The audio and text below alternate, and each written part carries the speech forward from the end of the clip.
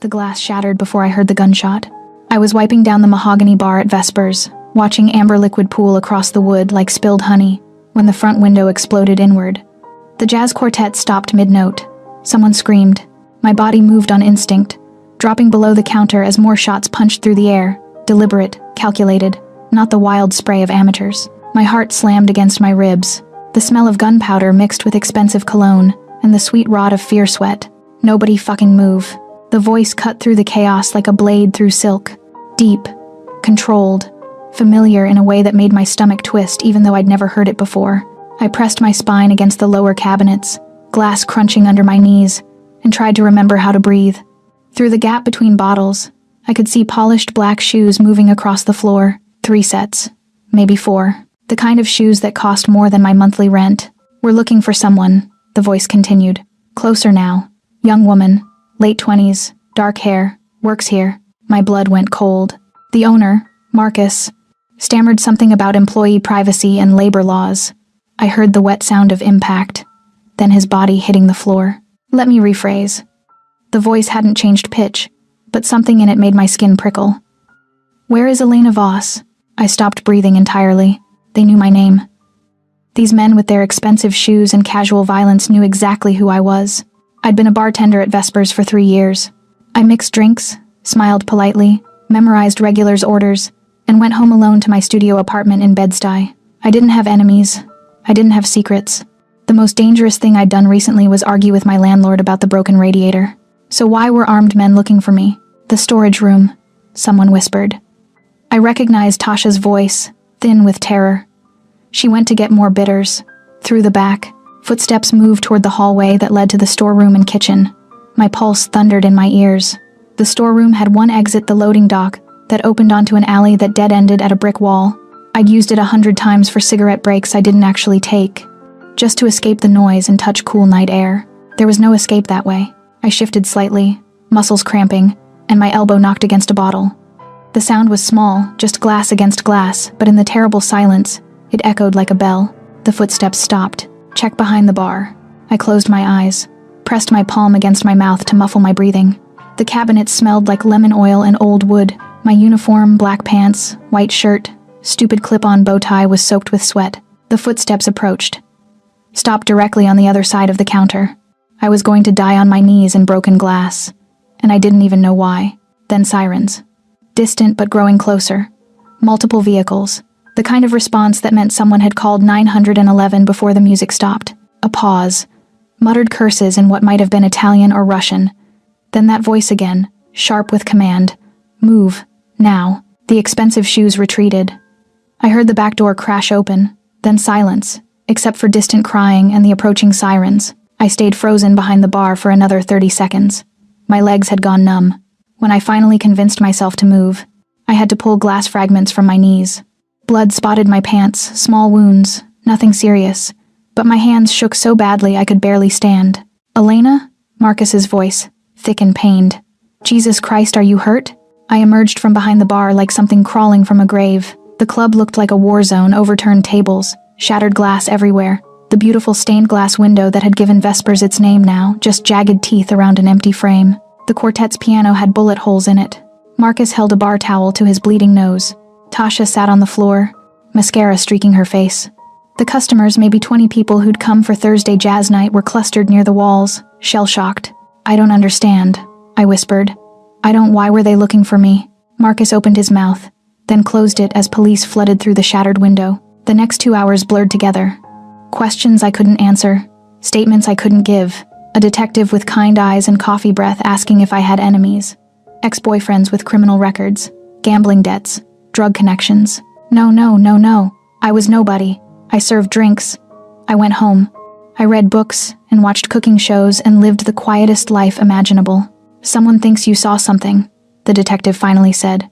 Or heard something. Or you have something they want. But I didn't. They kept me until almost 2 a.m, then released me with a card and instructions to call if I remembered anything else. A patrol car offered to drive me home.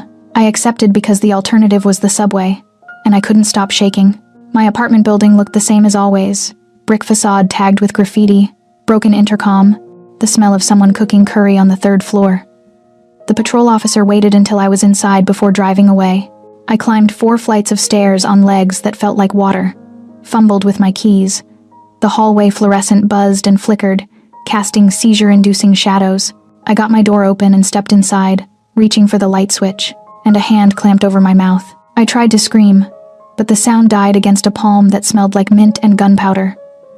An arm wrapped around my waist, iron hard, lifting me off my feet as the door clicked shut behind us. "Don't," that voice said directly into my ear. The same voice from the club. "Don't scream, don't fight, don't run. I'm not here to hurt you." I bit his hand. He didn't even flinch, just tightened his grip and carried me deeper into my own apartment. My living room was dark except for the streetlight filtering through thin curtains. He deposited me on my secondhand couch and stepped back, but stayed between me and the door. "Light," he said. My fingers found the table lamp. Clicked it on. The man standing in my living room looked nothing like I'd imagined. I'd pictured someone older, scarred, obviously violent. Instead, I saw someone, maybe 35, with dark hair that fell slightly over his forehead and a face that belonged on Mediterranean billboards. Sharp jaw, straight nose, eyes the color of smoke, watching me with an intensity that made my skin burn. He wore a 3-piece suit, charcoal gray, with blood not his on the white cuffs. The kind of face that made women stupid. The kind of body that moved like violence was a second language. "My name is Dante Rossi," he said. "And as of tonight, Elena, you're mine." I laughed. It was the wrong response. I knew it was the wrong response the moment the sound left my throat, but fear and exhaustion had stripped away my filter. The laugh came out high and slightly hysterical. "I'm what?" Dante Rossi didn't move, didn't smile, just watched me with those smoke-colored eyes like I was a problem he was calculating how to solve. "You witnessed something 3 nights ago," he said. "You don't remember it, but they think you do, which means they'll keep coming until they're certain you can't talk." My laugh died. "I don't know what you're talking about." Tuesday night, around 11, a man came into Vespers, sat at the end of the bar. Ordered Macallan, neat. You served him. I served 50 people a night. How was I supposed to? Wait, Tuesday, late shift, slow night because of the rain. And yes, there'd been a man at the end of the bar. Middle-aged, expensive watch, face I'd forgotten the moment he left. He sat there for 20 minutes, Dante continued. Then someone else arrived. They spoke. "You were close enough to hear." I shook my head. "I don't remember any conversation. They killed him yesterday morning. Threw his body in the East River with his tongue cut out." Dante tilted his head slightly. The tongue was a message. For anyone who might have heard what he said, the room tilted. I gripped the couch arm to steady myself. "I didn't hear anything," I whispered. "I don't know anything." "I believe you." He said it so simply, like it was fact. But they don't. And even if they did, you're still a liability. The smart play is to eliminate you anyway. Tears burned behind my eyes. "Then why are you here? Did they send you to—" "I'm here because I'm not letting them have you." The words hit like a slap. I stared at him, searching for the lie, the angle. The reason a man who looked like expensive sin would care whether I lived or died. "Why?" My voice cracked. "You don't know me." Something flickered across his face too fast to read. "I know enough."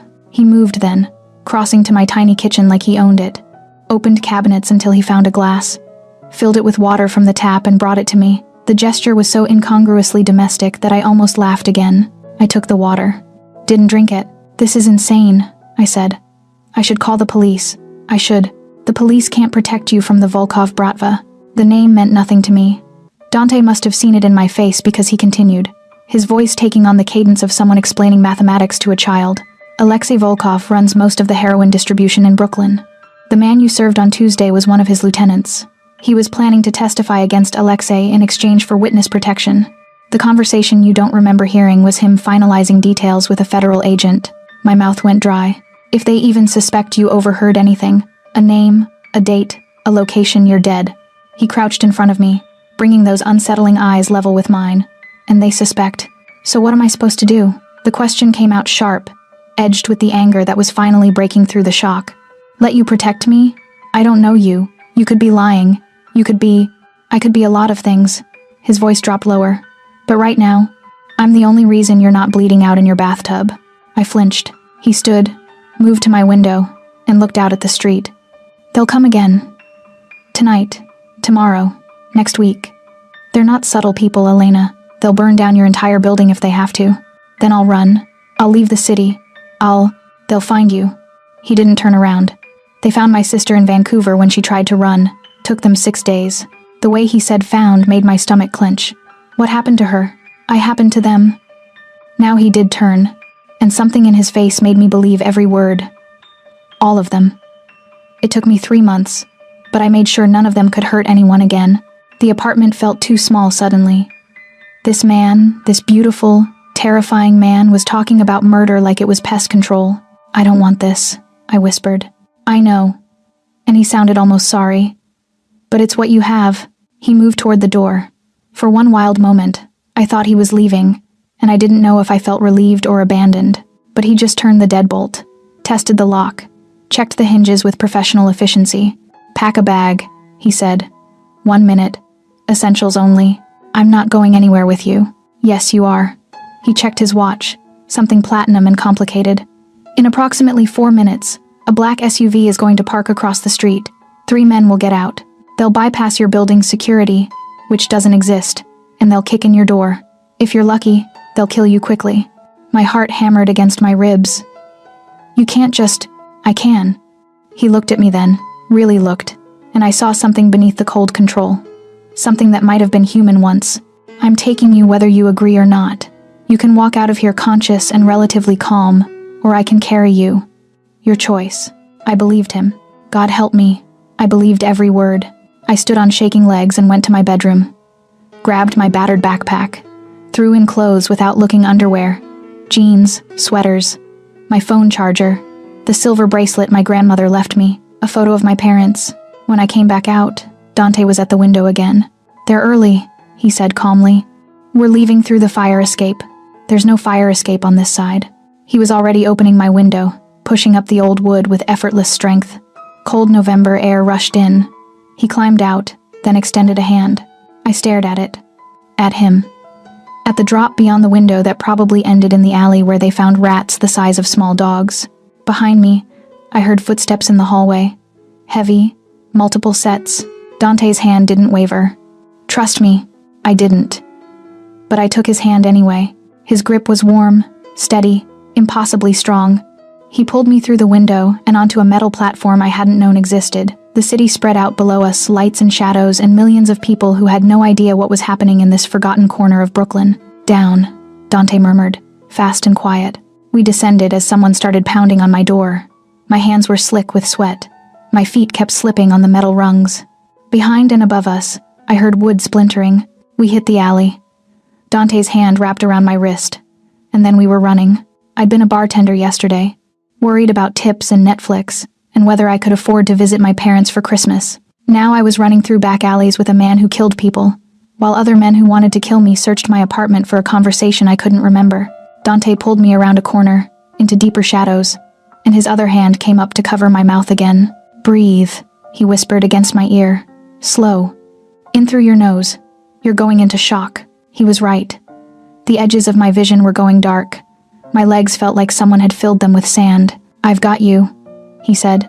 And despite everything, despite the insanity and terror and complete destruction of my entire life, I felt myself believing him. "Stay close to me, Elena. I won't let them touch you." Above us, flashlight beams swept across the fire escape we'd just abandoned. The car was waiting 3 blocks away, a black Mercedes with tinted windows and an engine that purred like a satisfied cat. Dante opened the back door and guided me inside with a hand at the small of my back. Professional, impersonal, like I was luggage. A driver sat behind the wheel. He didn't turn around, didn't speak, just pulled into traffic the moment Dante shut the door. I pressed myself into the corner of the leather seat, as far from Dante as the space allowed. My backpack sat on my lap like a shield. "Where are we going?" "Somewhere safe." Dante pulled out his phone, fingers moving across the screen with practiced ease. "Somewhere they won't find you." "And then what? I just live there? Forever?" He glanced up. Even in the dim interior, his eyes caught the passing streetlights. "Until I deal with the Volkov problem. 2 weeks, maybe 3. Deal with it how?" His smile was a blade. "How do you think?" I looked away, out the window. We were heading toward Manhattan, crossing the bridge as the city skyline cut geometric shapes against the purple-black sky. I should have felt something: fear, anger, resignation. Instead, I just felt numb. Did you know? The question came out small. About the conversation. What that man said to the federal agent. No. But you knew enough to find me. I know how Alexei thinks. I know the kind of loose ends he ties off. Dante pocketed his phone. When I heard about the shooting at Vespers, I knew you were the target. Process of elimination. You say that like it's simple. It is simple. You were there. You might have heard something. Therefore, you die. He said it so matter-of-factly, like he was explaining math. Alexei doesn't deal in probabilities. He deals in certainties. The car turned onto an empty side street, then down into an underground parking garage. Fluorescent lights flickered overhead as we descended into the earth. The driver parked in a space marked private, killed the engine, and finally spoke. All clear, boss. Boss. The words settled over me like ice water. I'd known Dante was involved in something criminal. You don't talk casually about killing people unless violence is your native language. But hearing someone call him bosses made it real in a way nothing else had. Who are you? I asked as we exited the car. Really? Dante adjusted his cuffs, the ones with someone else's blood on them. Does it matter? Yes. He studied me for a long moment. Then, the Rossi family controls most of the legitimate and semi-legitimate business interests in Lower Manhattan. Import, export, real estate, construction. We maintain certain understandings. With law enforcement and political figures. Your Mafia. We prefer established business network. The corner of his mouth lifted. But yes, Mafia. He said it like he was announcing he worked in accounting. We took a private elevator. It opened directly into a penthouse apartment that probably cost more than I'd earn in my lifetime. Floor-to-ceiling windows overlooked the East River. Modern furniture in blacks and grays. Art on the walls that looked either priceless or criminally ugly. I couldn't tell which. You'll stay here, Dante said, moving through the space with the ease of ownership. Don't go near the windows. Don't make phone calls. Don't contact anyone from your previous life. My parents will be told you're taking an unexpected vacation, traveling, finding yourself. Whatever story keeps them from worrying and coming to look for you. He opened a door off the main living area. Bedroom. Bathrooms through there. Everything you need is stocked. I peered into the room. King-size bed. More windows. A bathroom with marble surfaces and fixtures that gleamed like jewelry. Whose place is this? Mine. That made me turn. You're staying here? With me? Until I'm certain you're secure. Yes. He loosened his tie with one hand. A gesture so casual it made something flip in my stomach. I have business to handle during the day, but nights, I'll be here. The implications of that settled between us like smoke. This beautiful, dangerous man. Me. Alone in an apartment for weeks. I want my own room, I said quickly. And a lock on the door. Done. He gestured to the kitchen. There's food in the fridge, liquor in the cabinet if you need it, books in the study. I'll have clothes delivered tomorrow. You can't keep wearing the same 3 outfits. He was already moving toward the door. Wait. I don't know what made me say it. You never answered my question. Why are you doing this? Why risk yourself for someone you don't know? Dante stopped with his hand on the doorknob. His shoulders tensed beneath the expensive suit. I told you. I had a sister. Had? The word hung in the air like a ghost. She was a bartender too, he said quietly. In Staten Island. Wrong place, wrong time. She saw something she shouldn't have. Different organization, different circumstances, but the same result. My throat tightened. I'm sorry. Don't be sorry. He turned then, and something in his face made him look older, harder. Just stay alive. That's all I need from you, Elena. Stay alive and let me do my job. He left before I could respond. The door clicked shut, and I was alone in a penthouse that cost more per month than I made in a year, wearing day-old clothes that smelled like fear and broken glass. I walked to the window despite his warning. The city spread out below millions of lights, millions of lives, all of them continuing while mine had shattered into something unrecognizable. What had I heard on Tuesday? I pressed my hands against the cold glass and tried to remember. The man at the end of the bar. Middle-aged, forgettable. He'd ordered Macallan. Neat. Then someone else arrived younger, nervous, wearing a cheap suit. They'd spoken quietly. I'd been wiping glasses, half listening to the jazz quartet. What had they said? Thursday. The warehouse on Pearl. 3 witnesses. But only one that matters. Alexei will never see it coming. I'd thought they were talking about business. A meeting. A deal. The kind of conversation that happened in bars every night. But they'd been talking about testimony, about taking down a crime lord, about the kind of secrets that got people killed, and I'd been close enough to hear every word. My reflection stared back at me from the window, small, ordinary, forgettable Elena Voss, who'd never done anything remarkable in her entire life, whose biggest rebellion was skipping church on Sundays, who'd never even gotten a speeding ticket. Now, I was a loose end, a liability, a target. I turned away from the window and explored my prison. The bedroom was bigger than my entire studio apartment. The bathroom had a shower with 6 different heads and water pressure that could probably strip paint. The bed was obscenely comfortable. I sat on the edge of it, still wearing my coat, still clutching my backpack. Somewhere in this city, men were planning how to kill me, and the only thing standing between them and success was a mafia boss who looked like sin and talked about murder the way other people discussed the weather. I should have been terrified, but as I lay back on sheets that probably cost more than my monthly rent, I realized I felt something else entirely. Safe. God help me. I felt safe for the first time since the glass shattered, and that terrified me more than anything else. I woke to the smell of coffee and the sound of someone moving through the apartment. For one blessed moment, I forgot where I was. Thought maybe I was back in my studio, that the whole nightmare had been a fever dream brought on by bad takeout. Then I opened my eyes and saw marble and silk and floor-to-ceiling windows, and reality crashed back. I'd slept in my clothes.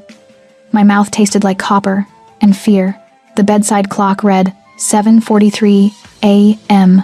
Weak November sunlight filtered through the windows, painting everything gold and gray. I sat up slowly, muscles protesting. My knees still hurt where I'd knelt on broken glass. When I emerged from the bedroom, I found Dante at the kitchen counter. He'd changed now, wearing dark jeans and a black sweater that did things to his shoulders that should have been illegal. His hair was damp. He looked younger in daylight, less like a movie villain, and more like someone who could have been a lawyer or architect in another life. He glanced up as I approached. "There's coffee, and breakfast if you want it." I poured coffee into a mug that probably cost more than my phone. Didn't speak. Didn't know what to say to the man who'd kidnapped me to save my life. "We need to establish rules," Dante said. He pushed a plate toward me, scrambled eggs, toast, fruit I couldn't afford on my salary. "For while you're here, rules." My voice came out rough. "You can't leave the apartment, not even to step outside the door." He counted on his fingers like he was giving a briefing. "No phone calls except on the burner I'll give you, and only to numbers I approve. No social media, no contact with anyone from your previous life. So I'm a prisoner. You're protected." His eyes met mine. "There's a difference." "Is there?" "Yes." He sipped his own coffee black. "No sugar. A prisoner wants to leave. You want to stay alive." I hated that he was right. "How long?" I asked. "I told you. 2 weeks, maybe 3, until I neutralize the threat." "Neutralize." I laughed bitterly. "You mean kill." "I mean, remove the reason they want you dead." He set down his mug. "Alexei Volkov is planning something. A major shipment, probably. Something big enough that he's willing to eliminate anyone who might have overhead details. Once I disrupt that operation, you become irrelevant to him. And you can do that? Disrupt a major drug operation?" His smile was cold. "Elena, I can do things that would give you nightmares.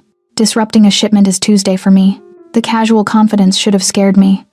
Instead, it sent a strange heat through my chest. I forced myself to eat. The eggs were perfect, fluffy, seasoned, just right. "Do you always cook for your captives?" "Only the ones I'm trying to keep alive." He checked his watch. "I have meetings until late tonight. Don't answer the door for anyone. There's a panic button in every room, red, mounted next to the light switches. Press it if anything feels wrong." "What happens if I press it?" "Armed men arrive in under 3 minutes." Jesus Christ. Dante stood, grabbing a leather jacket from the back of a chair. "Read. Watch TV. The study has books. There's a laptop, it's clean, can't be traced, but don't access your old accounts. What if I get bored?" He paused at the door. "Get creative." Then he was gone, and I was alone again. The first day crawled by like a wounded animal. I explored the apartment, found the study he'd mentioned, floor-to-ceiling bookshelves filled with everything from philosophy to thrillers. A desk with a laptop and charging cables, windows that overlooked the river. I found the panic buttons. Tested one, just pressing it lightly, not hard enough to trigger it. Wondered what kind of armed men would arrive. How many? Whether they'd look like Dante, beautiful and brutal, or like something out of a gangster movie. I showered for 40 minutes, using products that smelled like bergamot and cedar. Found clothes in the bedroom closet, women's clothes, different sizes, like he'd prepared for this. The thought should have creeped me out. Instead, It made me wonder how many other women he'd hidden here. By afternoon, I was pacing. The apartment was huge by New York standards, probably 2,000 square feet, but it still felt like a cage. I tried reading, couldn't focus. Tried watching TV. Every noise made me jump. Tried cooking something from the obscenely well-stocked fridge, but I had no appetite. By 6 p.m., I was staring out the windows at the city lights flickering on across the river, wondering if my parents had called my apartment yet, if Marcus had closed Vespers or tried to reopen, if Tasha was okay, if anyone even noticed I was gone. The door opened at 9:47 p.m. I jumped, heart slamming into my throat, before I recognized Dante's silhouette. He looked tired, and there was blood on his knuckles. "You're hurt," I said before I could stop myself. He glanced at his hands like he'd forgotten about the blood. Not mine. I should have left it alone. Should have gone back to my bedroom and locked the door. Instead, I heard myself say, "Let me clean that." Dante's eyebrows rose slightly. "You don't have to. I know." I moved to the kitchen, found the first aid kit under the sink because of course there was a first aid kit under the sink. "Sit." He sat. I took his hand. His skin was warm, the knuckles split and swollen. I cleaned the blood with antiseptic wipes, trying not to think about whose face he'd been hitting. His fingers twitched slightly when the antiseptic stung, but he didn't pull away. "You shouldn't have to see this," he said quietly. "See what? Blood? I'm a bartender. I've broken up my share of fights. It's not the same." "No." I wrapped gauze around his knuckles with hands that had finally stopped shaking. "It's not." We sat in silence. I finished bandaging his right hand, moved to the left. His gaze felt heavy on my face, but I didn't look up. "You could have run," Dante said finally. "While I was gone, you could have walked out, tried to disappear, and gotten shot in the street? Maybe. Probably." He flexed his bandaged fingers. "But you didn't even try." "Should I have?" "I don't know." Something in his voice made me look up. His smoke-colored eyes were darker in the low light, studying me like I was a puzzle. "Most people would have." "I'm not most people." "No." His voice dropped lower. "You're not." The air between us felt suddenly thick. Charged. I became hyper-aware of how close we were sitting, his knee almost touching mine, my fingers still resting on his wrist. The scent of his cologne mixing with copper and antiseptic. I pulled back. "You should rest. Those need time to heal. They'll be fine by morning." He stood, shrugging out of his jacket. "Thank you, Elena." The way he said my name, soft, careful, like it was something precious, made warmth spread through my chest. "Why do you do it?" I asked. "The violence. The blood. You're clearly educated, intelligent. You could do anything. Why choose this?" Dante looked at me for a long moment.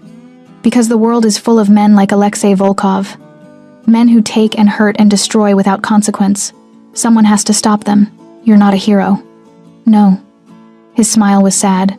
"But I'm the monster the other monsters fear. Sometimes that's enough." He left me standing in the kitchen, his words echoing in my head. I touched the spot on my wrist where his pulse had beaten against my fingers. 2 weeks, maybe 3. Then I could go back to my quiet, ordinary life. I should have been counting down the days. Instead, I was wondering what would happen when they ended. 3 days bled into 4, then 5. Dante left early each morning and returned late each night, sometimes with blood on his clothes, sometimes with bruises blooming across his jaw or ribs. He never explained, and I never asked, but I started waiting for him. I told myself it was because the apartment felt too empty, too silent, that I was just lonely and bored. But when I heard his key in the lock around 10 p.m. on the 5th night, my heart did something complicated in my chest. He looked worse than usual. A cut above his eyebrow, swelling along his cheekbone. His shirt was torn at the shoulder. "Jesus," I breathed. "What happened?" "Alexei's people are getting desperate." He shrugged out of his jacket with a wince. "Found one of their middlemen. Had a conversation. A conversation that left you looking like you went through a meat grinder. You should see him." But there was no humor in his voice. I grabbed the first aid kit, our nightly ritual now, and gestured to the couch. "Sit." This time, he didn't argue. I cleaned the cut above his eyebrow with gentle fingers. He sat very still, watching me with those unreadable eyes. His skin was warm under my touch. I could feel his pulse beating in his temple. "You're getting good at this," he murmured. "I've had practice." I dabbed antiseptic on the cut. He flinched. "Sorry. Don't be. I've had worse." "That's not reassuring." His mouth twitched. Almost a smile. "Elena? Thank you. For this. For not making it harder than it has to be." I paused. butterfly bandage halfway to his skin. What else would I do? Scream, cry, try to run, hate me for trapping you here. His hand came up, catching my wrist. Not restraining, just touching. Most people would hate me. Do you want me to hate you? It would be easier. The words hung between us like smoke. His thumb traced small circles on the inside of my wrist, right over my pulse point. My breath caught. Easier for who? I whispered. Dante's eyes darkened. His grip tightened fractionally. Elena. The window exploded inward. I didn't have time to scream. Dante's body slammed into mine, taking us both to the floor as glass rained down. His weight pressed me into the carpet, his hand cradling my head, protecting me from the debris. Gunshots. 3. 4. Punching through the space where we'd been sitting, then silence. Dante lifted himself slightly, just enough to look at me. Are you hurt? I shook my head. Couldn't speak. My ears were ringing. He rolled off me, pulled a gun from somewhere at his back, when had he been carrying a gun, and moved toward the shattered window in a crouch. Stay down, he ordered. I pressed myself against the floor, heart hammering so hard I thought it might crack my ribs. Cold air poured through the broken window. Glass glittered everywhere like deadly snow. Dante looked out, gun raised, then cursed viciously in Italian. They're gone. Sniper, probably 2 buildings over. He turned back to me, and his face was carved from stone. We need to move. Now. But you said... I was wrong. He grabbed my arm, pulling me to my feet. Glass crunched under our shoes. They found you faster than I expected. We can't stay here. Where? Somewhere more secure. Somewhere they'd never think to look. He was already moving through the apartment, grabbing his jacket, a black bag I'd never seen before. Take only what you need. 30 seconds. I ran to the bedroom on shaking legs. Grabbed my backpack. My grandmother's bracelet. A sweater. My hands were shaking so badly I could barely close the zipper. When I came back out, Dante was at the door, gun still in hand. Stay behind me. Don't run. Don't make noise. His eyes met mine. And Elena, if I tell you to do something, you do it immediately. Understand? I nodded. We took the stairs instead of the elevator. 17 flights. My legs burned by the time we hit the parking garage. The Mercedes was gone instead. There was a nondescript Honda that looked like every other car in New York. Different vehicle every time, Dante explained as we got in. They were probably tracking the Mercedes. He drove like he did everything else with absolute control and zero hesitation. We wove through streets I didn't recognize, doubled back twice, went through a tunnel that took us to Queens. Where are we going? I finally asked. Somewhere Alexei would never look. 20 minutes later, we pulled up outside a small townhouse in Astoria. Narrow brick facade, window boxes with dead plants. Completely unremarkable. Dante killed the engine. My mother's house. I stared at him. Your mother's... She's in Italy for the winter. Has been for the past 3 years. This place sits empty, except for a cleaning service that comes once a month. He grabbed the black bag. No one in the organization knows about it. Not even my second. It's the safest place in the city. We entered through the back door. Inside, the house smelled like lavender and dust. Furniture covered in white sheets. Photos on the walls of people I didn't know, but I recognized Dante in several of them. Younger, smiling in a way I'd never seen. The bedroom upstairs is yours, he said. I'll take the couch. Tomorrow I'll have security installed, nothing obvious, just precautions. I should have gone upstairs. Should have locked myself in the bedroom and tried to process what had just happened. Instead, I turned on him. They almost killed us. Yes, they shot through your window. Yes. What if they'd aimed better? What if... My voice cracked. You could have died. Because of me. Dante set down the bag. Moved toward me with that predatory grace. I wasn't going to let that happen. You can't know that. You can't. He cupped my face with both hands. The gesture was so unexpected, so gentle compared to everything else about him, that I froze. Listen to me, he said, voice low and intense. I have been protecting people from monsters my entire adult life. I have faced down Bratva enforcers, Yakuza assassins, cartel sicarios. I have walked into situations where I should have died a dozen different ways, and I'm still here. You know why? I shook my head mutely. Because I'm very, very good at keeping people alive when other people want them dead. His thumbs brushed my cheekbones. They're not going to touch you, Elena. Not while I'm breathing. Why do you even care? The question burst out of me. Your sister, I'm sorry about what happened to her. Truly. But I'm not her. I'm just some random bartender who heard something she shouldn't have. Why risk your life for that? Something flickered in his eyes. something that looked almost like pain. Because you deserve to live, he said simply. Because you serve drinks and smile at strangers and live a quiet life. And men like Alexei don't get to take that away from you. Because if I let them win, if I let them kill one more innocent person, then I'm no better than they are. His hands were still on my face. I could feel his pulse in his fingertips. And because, he continued, voice dropping to almost a whisper, looking at you doesn't hurt. And not much in this world can claim that anymore. I stopped breathing. We stood there in his mother's dusty living room, surrounded by covered furniture and old photos, and something shifted between us like continental plates moving beneath the earth. Dante, I whispered, go to bed, Elena. He dropped his hands, stepped back. Before I do something we'll both regret. I went, but I didn't sleep. I woke to the sound of Dante's voice. It was barely dawn gray, light filtering through unfamiliar curtains. I sat up in the bed that had once been his mother's, listening. He was in the kitchen below, speaking rapid Italian. His tone was sharp, controlled, but I caught the edge of violence underneath. I crept to the top of the stairs, still wearing the t-shirt and borrowed sweatpants I'd slept in. Don't care what it takes. Find where they're staging. I want locations, personnel, everything. A pause. No authorities. This is family business. Family business, the Mafia kind. I should have gone back to bed, given him privacy. But instead, I descended the stairs slowly, avoiding the creaky third step. Dante stood at the kitchen counter, phone pressed to his ear, wearing only jeans and a white undershirt that revealed the full extent of the bruising across his ribs, mottled, purple, and yellow. It looked agonizing. His eyes flicked to me. He said something else in Italian, then ended the call. Sorry, I said. Didn't mean to interrupt. You didn't. He set the phone down. Coffee?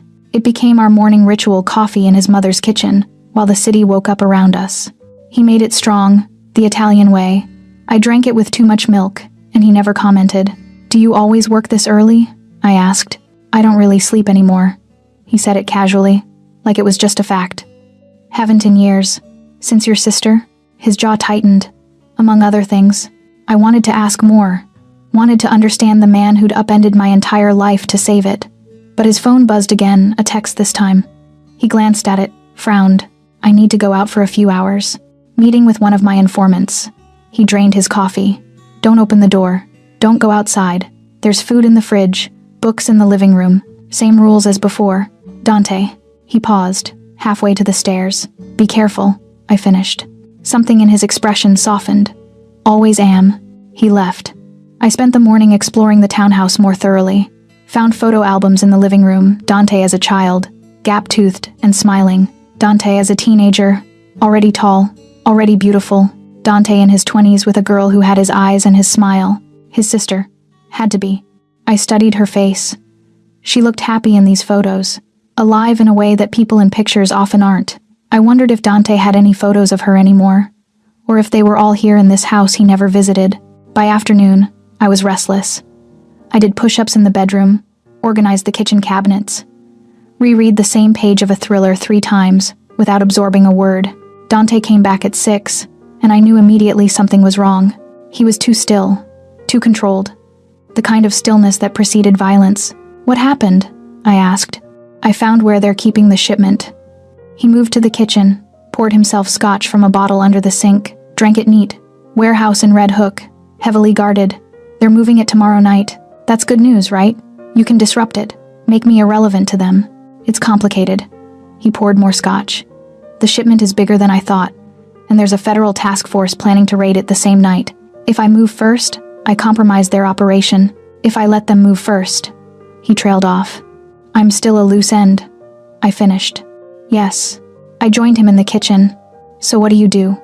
I improvise. He looked at me then. Really looked. And something in his eyes made my stomach flip. Elena, if this goes wrong tomorrow, don't. I need you to know that my second in command, Marco, has instructions to get you out of the city. New identity, new life. He'll make sure. Dante, stop. I grabbed his wrist. Nothing's going wrong. You said you're good at this, so be good at it. I'm good at many things. I'm not good at guarantees. Then don't guarantee anything. I didn't know how to finish. Just come back. Just don't die. Just don't leave me alone in this house that smells like someone else's lavender. Just try. His free hand came up, tucking hair behind my ear. The gesture was so tender it made my chest ache. "You've gotten under my skin," he said quietly. "In the space of 6 days, you've made me care about coming home. That's dangerous, Elena. For both of us. I don't understand. Men like me don't get to keep things." His thumb traced my jawline. "We're too close to the darkness. Eventually, it swallows everything we touch. I'm not asking you to keep me, aren't you?" The question hung between us, and I realized with startling clarity that maybe I was. Maybe over coffee and first aid and quiet conversations in the dark, I'd started imagining a world where this wasn't temporary, where the danger passed and I didn't just go back to my studio apartment and my old life, where I stayed. "I should go to bed," I whispered. "You have a big day tomorrow." But I didn't move. And neither did he. His hand slid into my hair, cradling the back of my head. "If I kissed you right now, would you stop me?" My heart hammered against my ribs. "I don't know. That's not a no. It's not a yes either. I'm aware." But he leaned closer anyway, his breath ghosting across my lips. "Tell me to stop, Elena. Tell me this is wrong and stupid, and we both know better." "It is wrong and stupid, and we both know better." "I know." His forehead touched mine. "But I'm going to kiss you anyway. And if you want me to stop, you need to say it now." I didn't say it. His mouth found mine soft at first, questioning. I answered by gripping his shirt, pulling him closer. He made a sound low in his throat, and the kiss deepened, turning hungry. He tasted like scotch, and danger, and bad decisions. His hands were in my hair, on my waist, burning through the thin fabric of my borrowed clothes. I'd been kissed before, clumsy fumbles after dates, drunken mistakes in college, but nothing like this. Nothing that felt like falling and flying at the same time. When we finally broke apart, we were both breathing hard. "That was," I started. "A mistake," he finished. But he didn't let go. "Probably, definitely." His thumb brushed my swollen lips. "I'm going to get you killed if I'm not careful.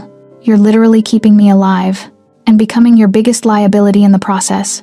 He stepped back, ran a hand through his hair. "This can't happen again, Elena. Not until you're safe. Not until—" I know. I did. I understood the logic, but it didn't stop the ache in my chest. "Tomorrow night," he said. "After I handle the warehouse. After you're not in danger anymore. Then we can talk about this. About what happens next. What if there is no next?" His eyes went dark. "There will be. I'll make sure of it." He left me standing in the kitchen, my lips still tingling, my heart doing acrobatics. Tomorrow night. One more day. Then either I'd be free, or I'd be dead. Or Dante would be the one who didn't come home. I touched my mouth where his had been. "Please come home," I thought. "Please don't make me figure out how to live in a world where you don't exist." But I didn't say it out loud. Some confessions were too dangerous, even in the darkness. Dante left at dusk. He wore all black tactical pants, long-sleeved shirt, boots designed for silence. His gun was holstered at his hip, and he carried a second black bag I'd learned not to ask about. "Marco will be here in an hour," he said at the door. "He's bringing dinner and staying until I get back. Don't argue." I wasn't going to. The idea of being alone in this house while Dante walked into a warehouse full of armed men made my stomach clench. "Be smart," I said instead. "Come back." He cupped my face with one hand, his new favorite gesture. "Count on it." Then he was gone, and I was left with nothing but silence and terrible imagination. Marco arrived exactly 60 minutes later. He was shorter than Dante, stockier, with graying temples and kind eyes that didn't match his scarred knuckles. He brought Thai food and set it on the kitchen table like we were about to have a normal dinner. "Dante says you're handling this well," Marco said, serving pad thai onto paper plates. "I'm handling this terrified. That's handling it well." He pushed a plate toward me. "Most people fall apart. You're still functional. That counts for something." I picked at the noodles. "How long have you known him?" 15 years. Since he was barely more than a kid trying to prove himself to his father. Marco's expression softened. "He's a good man. Elena, I know what he does doesn't look like goodness, but he draws lines, has rules, won't cross certain boundaries, even when it would be easier." "Like what?" "Never hurts civilians, never touches kids, never lets his people traffic in anything that preys on the desperate. No hard drugs in poor neighborhoods, no prostitution, no loan sharking. The Rossi family has always been different that way." He met my eyes. "That's why other organizations hate him. He makes them look bad by comparison." I thought about Dante's hands, how gently they'd touched my face, how viciously they'd been split and bleeding. Two sides of the same person. He told me about his sister, I said quietly.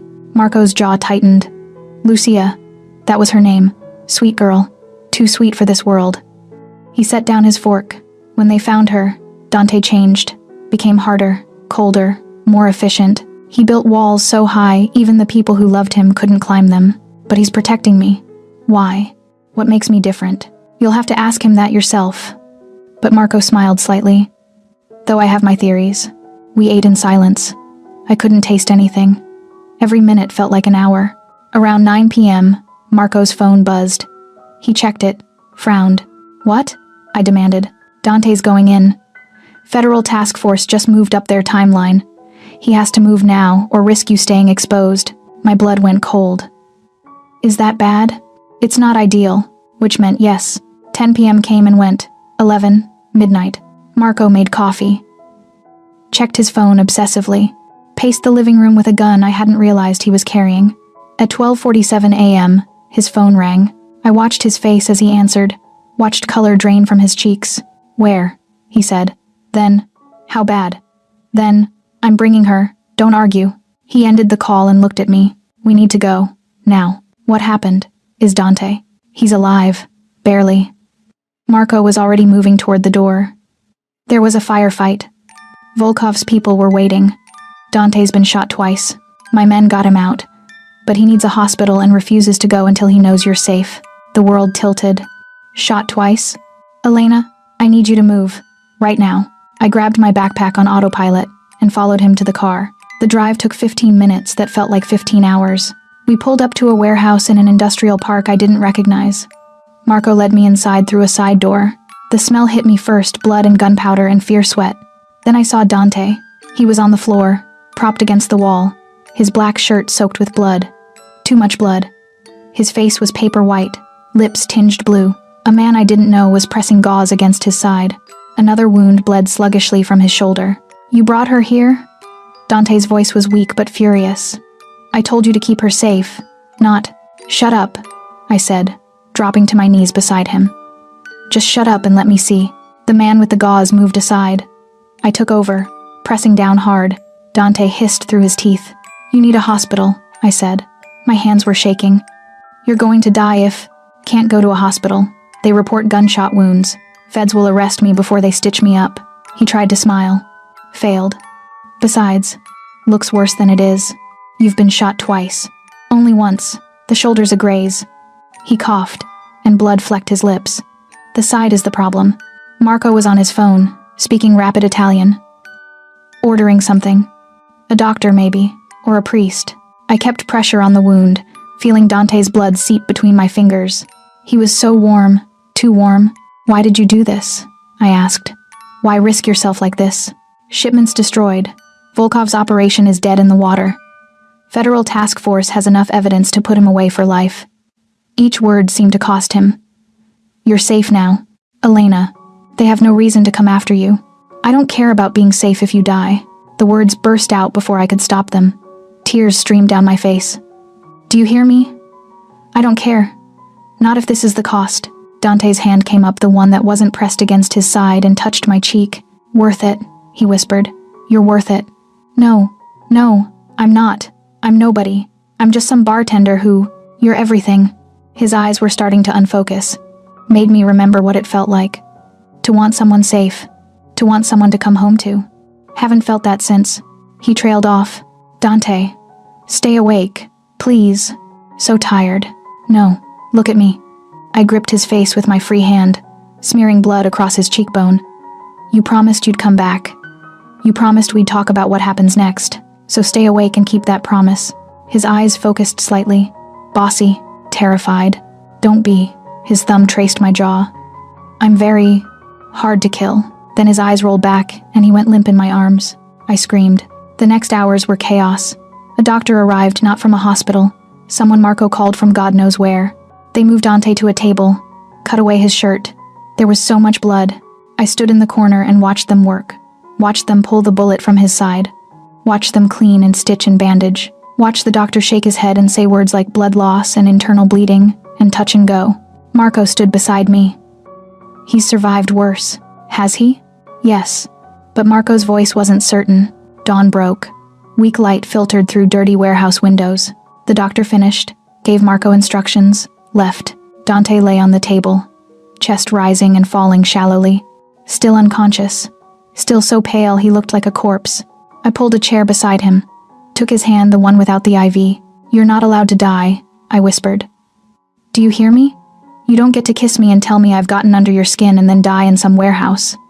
That's not how this story ends." His hand twitched slightly in mine. "I need you to wake up," I continued, "because I have things to say to you. Important things. And you're going to listen to every word." His eyes moved beneath closed lids. "I'm not going anywhere," I promised. "Not until you wake up. So take your time. Heal. But don't you dare leave me here alone." Outside, sirens wailed in the distance. The city kept moving, indifferent to private catastrophes. And I sat vigil beside a man who'd become everything in the space of one impossible week, waiting for him to come back to me. Dante woke on the second day. I was dozing in the chair beside his makeshift bed when his hand tightened around mine. My eyes snapped open to find him watching me with fever-bright eyes.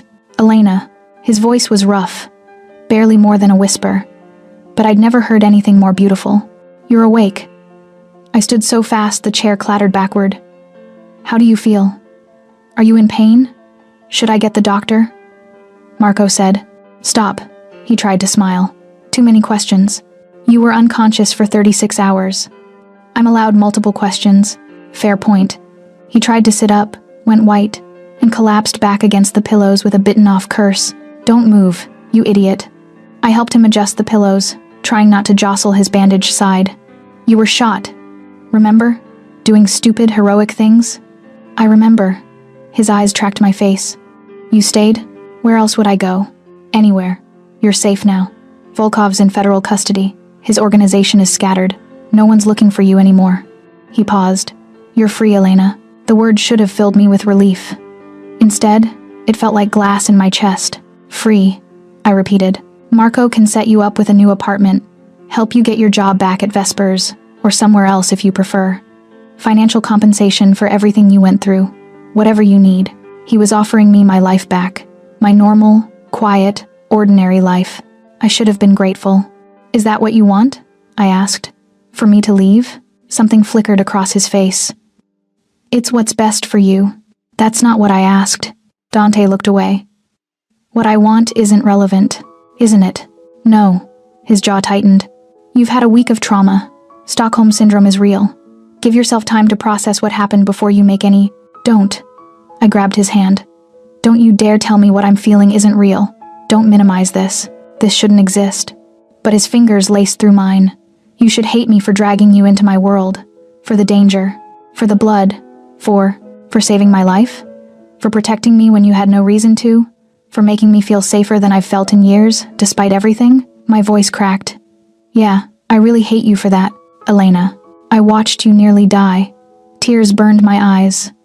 "I sat in this chair for 36 hours waiting for you to wake up, and all I could think was that I never got to tell you." I stopped, swallowed hard. "Tell me what?" "That I don't want to go back. To my old life. To bartending and going home alone and pretending this week didn't change everything." I met his eyes. "I don't want normal anymore, Dante. I want this. Whatever this is." He was quiet for a long moment. When he spoke, his voice was rough, with something that might have been pain or hope. "You don't know what you're asking for. Then tell me." "My life is violence. It's looking over your shoulder. It's enemies and blood and moral compromises. It's knowing the person you love could die any Tuesday because someone with a grudge found them." His free hand cupped my face. "It's not romantic, Elena. It's brutal and ugly and exhausting. I know. You think you know. But you haven't lived it. So let me live it." I leaned into his touch. "Let me decide what I can handle. What if I can't?" His thumb brushed my cheekbone. "What if I'm too damaged to be what you need? What if you're not?" We stayed like that, his hand on my face, mine gripping his while the warehouse settled around us. Outside, I could hear Marco's men moving around. Normal sounds in an abnormal life. "If you stay," Dante said finally, "things have to change. I can't have you living in fear. Can't have you vulnerable." "What does that mean?" "It means you learn to protect yourself. Guns, self-defense, situational awareness. It means you understand the business, who our allies are, who our enemies are, where the lines are drawn." His eyes held mine, It means becoming part of this world, not just visiting it. The enormity of what he was offering and what it would cost settled over me. I'd have to give up bartending, I said. Probably. My apartment. My old friends. Everything familiar. Yes. And in exchange, I get what? You? This life? The constant danger? You get me. He pulled me closer until our foreheads touched. For whatever that's worth. And I promise you, Elena, I will spend every day making sure it's worth the trade. I should have been terrified. Should have run. Instead, I kissed him. It was gentler than our first kiss. He was injured, fragile, mortal in a way he'd never seemed before. But it held more weight, more promise. It tasted like blood and hope and terrible, wonderful decisions. When we pulled apart, we were both smiling. "You're insane," he murmured against my lips. "Probably. This is going to be complicated. I don't care. My family won't approve. You're an outsider. Civilian. I'll win them over. You're very confident for someone who just agreed to date a mobster." I laughed. Actually laughed. "Is that what we're doing? Dating? Unless you have a better word for it. How about surviving together?" His smile turned sad. "That works too." Dante healed slowly. The doctor visited daily, checking wounds, changing bandages, muttering about stubborn patients who wouldn't stay in bed. I stayed by his side, learning the rhythms of recovery pills at 6-hour intervals, wound cleaning twice a day, watching for signs of infection. Marco brought us food, brought me clothes that actually fit, brought updates about Volkov's arrest, the federal case building, the dissolution of his criminal empire. "You did it," I said one evening as I helped Dante sit up to eat. "Took down a major drug operation. We did it." He winced as I adjusted his pillows. "You were the catalyst, the reason they exposed themselves. I was bait. You were brave." On the 5th day, Dante stood for the first time, took 3 steps before his legs gave out. I caught him barely, and we both ended up on the floor, laughing despite the pain. "Grace," I teased. "Shut up." But he was smiling, really smiling. It transformed his face, made him look younger, less haunted. On the 7th day, the doctor cleared him for discharge. Marco arranged a car. We left the warehouse at dusk, heading not to the Astoria townhouse, but somewhere new. "Where are we going?" I asked. "Home," Dante said simply. The apartment was in Tribeca. Modern, expensive, with floor-to-ceiling windows overlooking the Hudson. Bigger than the penthouse, more lived in. Photos on the walls, books on shelves, a piano in the corner. "You play?" I asked. "Used to. Before." He didn't elaborate. Didn't need to. "Will you play for me sometime?" He looked at me like I'd offered him something precious. Maybe. That night, we lay in his bed, a king-size monstrosity with sheets that felt like clouds and just existed. His arm around me, my head on his chest, his heartbeat steady beneath my ear. "Elena? Thank you. For not running." I tilted my head to look at him. "Thank you for giving me something worth staying for." He kissed my forehead. "This is going to be difficult. I know. People will come after us, my enemies. Maybe even some allies who don't approve. I know. You might regret this." "I won't." I pressed my palm over his heart. "I really won't." He held me tighter. "Then welcome to the family, Elena Voss. And despite everything, despite the danger and the blood and the complete destruction of my safe, ordinary life, I'd never felt more like I belonged. Learning to be part of Dante's world was like learning a foreign language through immersion. Confusing, overwhelming, occasionally terrifying. The first lesson came 3 days after we moved into the Tribeca apartment. Marco arrived at 7 a.m. with a woman named Sophia, early 40s, ex-military, with eyes that could cut glass. "She's your self-defense instructor," Dante explained. 2 hours every morning until you can handle yourself in a fight." "I'm a bartender," I protested. "I've never hit anyone in my life." Sophia smiled. It wasn't friendly. "By the time I'm done with you, that won't be a problem." She was right. The first week left me covered in bruises. I learned how to break holds, strike vulnerable points, use an attacker's momentum against them. Learned that fear could be a weapon if you channeled it correctly. Dante watched sometimes, leaning against the doorframe of the room we'd converted into a gym. His side was still healing, but he moved better each day, the color returning to his face. "You're getting good," he said after I successfully flipped Sophia onto the mat. "I'm getting desperate not to be a liability," I corrected. "You were never a liability, but I wanted to be more than just someone he protected. I wanted to be someone who could stand beside him." The second lesson was weapons training. A gun range in Queens, run by one of Marco's cousins. The noise alone made my ears ring despite the protection. But I learned to load, aim, fire. Learned to break down a Glock and reassemble it in under a minute. Learned that shooting someone in real life was nothing like the movies, messier, louder, more permanent. I don't know if I could actually use this, I admitted to Dante one night. On a person. I hope you never have to. He took the gun from my hands, secured it in the safe beside the bed.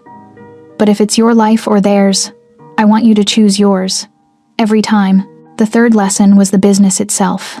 Dante took me to meetings, sometimes in restaurants, sometimes in the backs of legitimate businesses, once in a church basement that made me deeply uncomfortable.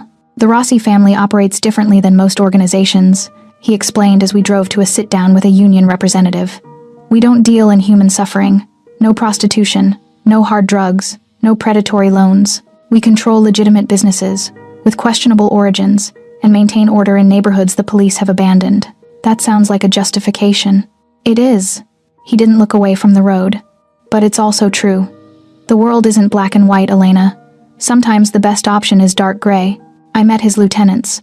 Marco, I already knew. Then came Vincent, late 20s, too pretty for his own good, handled collections. Angela, 40-something, cold as ice, ran their money laundering through a chain of restaurants. Dom, 60, grandfatherly, oversaw dock operations where most of their legitimate import business flowed. They assessed me like I was a business investment, which, I supposed, I was. She doesn't look like much, Vincent said during dinner at one of Angela's restaurants. I'm right here, I said. Good. That means you heard me. He leaned forward. The boss hasn't brought a woman to family business in 15 years. Not since Vincent. Dante's voice was soft but lethal. Careful. Vincent held up his hands. Just saying. People are going to test her. Want to make sure she can handle it. I can handle it, I said. Can you? Angela swirled wine in her glass. Can you watch someone get hurt, really hurt, and not run to the police? Can you keep secrets that could put you in prison? Can you accept that the man you're sleeping with has killed people and will kill again? The table went silent. I looked at Dante. His face was carved from stone, but I saw tension in his shoulders. This mattered to him whether I'd pass this test. I watched armed men shoot through a window trying to kill me, I said, meeting Angela's eyes. I watched Dante nearly bleed out on a warehouse floor. I've spent the last 3 weeks learning to fight, to shoot, to see threats everywhere I look. So yes, Angela, I can handle it. Because the alternative is going back to a life where I'm safe and comfortable and completely alone. And I've learned that safety isn't worth much if you're empty inside. Angela smiled. Actually smiled. She'll do. The rest of the dinner was easier. They asked me about my family, working class, my father a mechanic, my mother a teacher, my education community college. Dropped out after 2 years because I couldn't afford to continue. My life before Dante, quiet, small, forgettable. Good, Marco said. Means you haven't made enemies, haven't left trails. You're a blank slate. Lucky me, I said dryly. Dante's hand found mine under the table. Squeezed gently. 4 weeks after the warehouse, Dante took me to meet his mother. We flew to Naples. First class.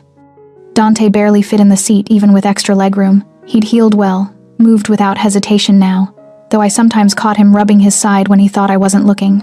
His mother lived in a villa overlooking the bay. White stone, terracotta roof, gardens that probably required a full-time staff.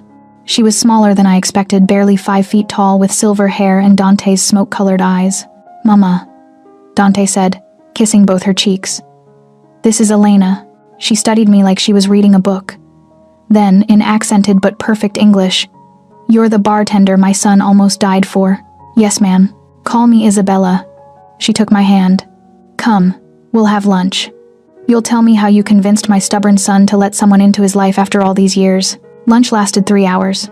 Isabella asked questions about my family, my interests, my intentions. She was kind but relentless. I felt like I was being interviewed for a position I hadn't applied for. He's been alone too long, she said as we walked through her gardens afterward. Dante had been called away for a phone call business that couldn't wait. After Lucia died, he closed himself off, became the job, forgot how to be human. I'm sorry about your daughter. So am I. Her eyes were sad. But I'm grateful someone reminded my son that life is worth living, even dangerous lives. That evening, as we prepared to fly back to New York, Dante's mother pulled me aside. Love him gently, she said. He's stronger than anyone I know, but he's also more fragile than he pretends. Don't break him, Elena. I'll do my best. She squeezed my hand. That's all any of us can do. Back in New York, fall turned to winter. The city transformed cold and bright and beautiful. I trained every morning with Sophia, attended meetings with Dante, learned the rhythm of his life, and slowly, I became part of it. Not Elena Voss, former bartender, but Elena Rossi, not technically married, but the name stuck anyway. Dante's woman, his partner. Someone people whispered about in the same breath as his name. Are you happy? Dante asked one night as we lay in bed, the city glittering beyond the windows. I thought about it. About what I'd lost my quiet life, my anonymity, my illusions about safety. About what I'd gained purpose, belonging, him. Yes, I said. Are you? His arm tightened around me. More than I have any right to be. Good. I pressed a kiss to his chest, right over his heart. Then let's keep it that way. Outside, snow began to fall. The first of the season, covering the city in white, making it new again, making everything possible. The threat came in late January. I'd been with Dante for 3 months. 3 months of training, of meetings, of learning to navigate his world. 3 months of falling asleep in his arms and waking up grateful to still be alive. Then Vincent called at 3 a.m., his voice sharp with urgency. We have a problem. Dante was out of bed before I fully woke. He took the call in the living room, speaking rapid Italian. When he came back, his face was stone. What's wrong? I asked. Volkov's nephew. He's out of prison, and he's coming for revenge. My blood went cold. I thought Alexei's organization was finished, most of it. But family is different. Family doesn't let go. Dante sat on the edge of the bed, head in his hands. Dmitry Volkov, 28, ruthless, smart. He blames me for his uncle's arrest. Blames you for existing. So what do? I do something about it. You stay safe. Dante. No. He looked at me then, and I saw fear in his eyes. Real fear. I won't lose you, Elena. Not after everything. Then don't leave me behind. Let me help.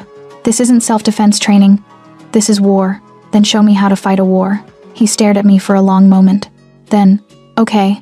The next week was preparation. Marco's men fortified the apartment, bulletproof windows, reinforced doors, security systems that cost more than most people's cars. Dante moved me to a different location every night, hotels, safe houses. Once to Vincent's apartment while Vincent stayed elsewhere. I carried a gun everywhere, kept it in my purse, within reach, safety off. Sophia drilled me until I could react without thinking. Someone comes at you from behind, what do? Turn into the attack, strike the throat, run if possible, fight if necessary. Dante coordinated with his lieutenants.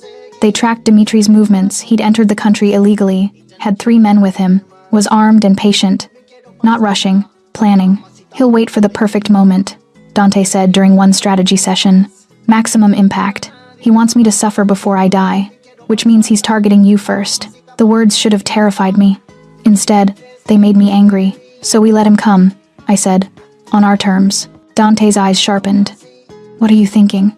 I'm thinking I'm tired of hiding. Tired of letting these people dictate my life. I met his gaze.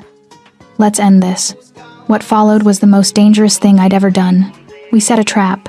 Leaked my location, a restaurant in Chelsea where I'd supposedly be dining alone. Vincent and Angela spread the rumor through channels they knew would reach Dimitri. He'll send his men first, Marco said during final preparations. Test the waters. If they succeed, he'll finish it himself.